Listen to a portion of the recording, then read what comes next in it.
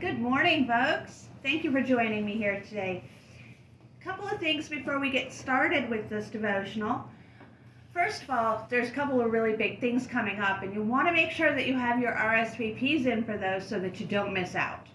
The first one is the painting that's coming up on April 9th at 1 p.m. It's a Saturday afternoon. There'll be snacks, so you want to come for that.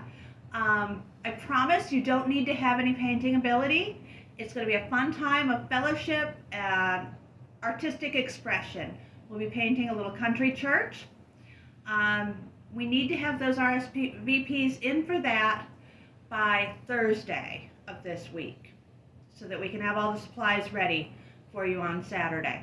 The second thing that you need to be looking for, on Maundy Thursday, we will be having a Seder, and it's a Messianic Seder, so we're focusing on Jesus while we're doing this, and that will be at Emmanuel Lutheran in the Fellowship Hall downstairs.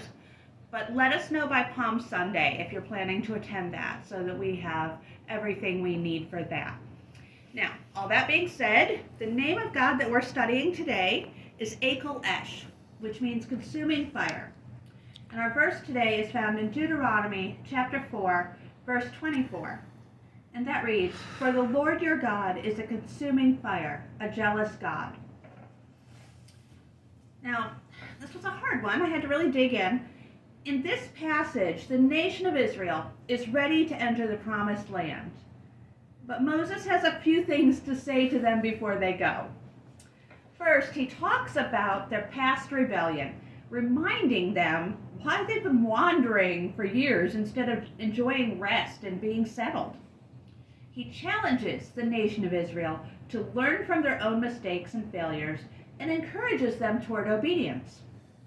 He then goes on to tell them to learn from his failures and urges them to consider the consequences of disobedience. In our own lives, do we ever consider that sometimes we end up in messes of our own making? We probably don't do that very often. Not everything bad is sent from Satan or God punishing us. Sometimes, most of the time, it's our own willful behavior, a refusal to heed the voice of God. And then we end up figuratively wandering in the wilderness, much like the Israelites. We must tune our ear to the still small voice so that we may obey and reach our promised land, however that may look for each of us. Pray with me before we go. Gracious Father, speak to us and teach us your ways, leading us and chastening us that we may be your obedient children. Amen. Thank you for joining me here today. I'll see you at 8 a.m. tomorrow. Have a blessed day.